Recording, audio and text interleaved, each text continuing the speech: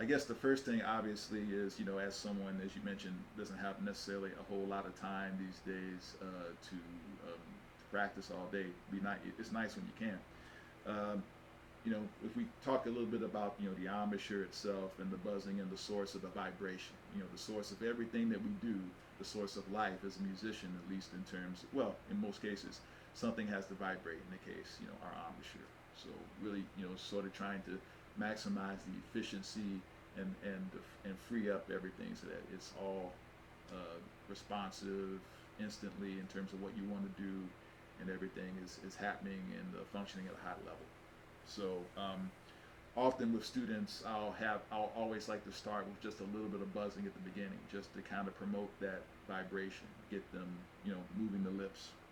So, and I know that some people find that the free buzzing in particular is a little more controversial versus buzzing on, say, a mouthpiece or a rim, and I certainly employ those as well. But I think maybe just a hint of free buzzing is not the worst thing in the world, as long as you, of course, explain to the students that it's it's overtraining. It's all overtraining, and so we don't.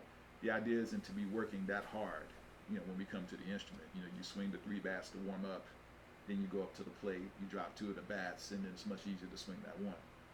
So, for example, just kind of shaking things out,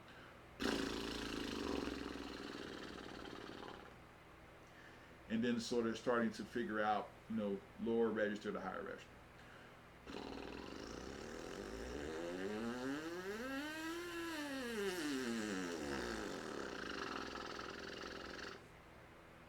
Just kind of sort of have them figure out how to, find those, figure out, the low note, start to connect pitch to lip. And then do you transition to buzzing on the mouthpiece, or then at this point do you go straight to the horn? A little bit of mouthpiece as well, obviously, but sort of that same thing.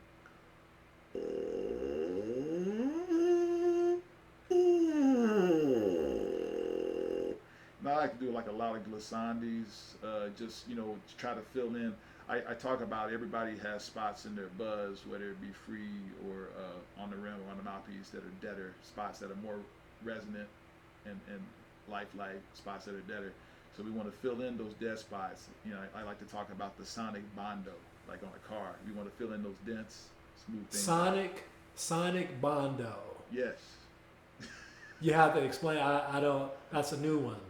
Well, I think it's called bondo when you have like dents in like your car surface, and you want to smooth that out. So you fill in those dents with this, I don't know, putty like material, and then you smooth it over, paint it, and then it looks as though you've got a nice smooth surface. Whereas before you had dings and dents and scratches and what have you. So we want that sort of tonal sonic bondo. The idea is taking the spots that work well and spreading it into the spots that maybe not respond as well. Hmm. You know, Okay. is what I'm trying to get at. But, Wow.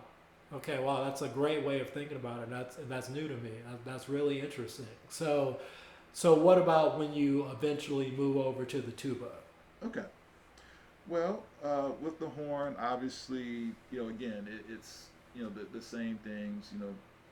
Long tones, slow slurs, scales, chromatics, stuff like that. But one thing, I guess, if we're gonna maybe move to the second tip, I like to do a lot of lip slurs / lip bends, shawarma type stuff. Again, kind of trying to bring the freeness and the fretlessness of the mouthpiece to the instrument, because once we hook things up to an instrument, we've got harmonic series to deal with, and things kind of start locking into place.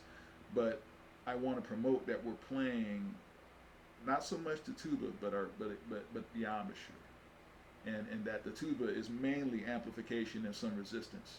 But I think often we let the resistance and the metal control the mind.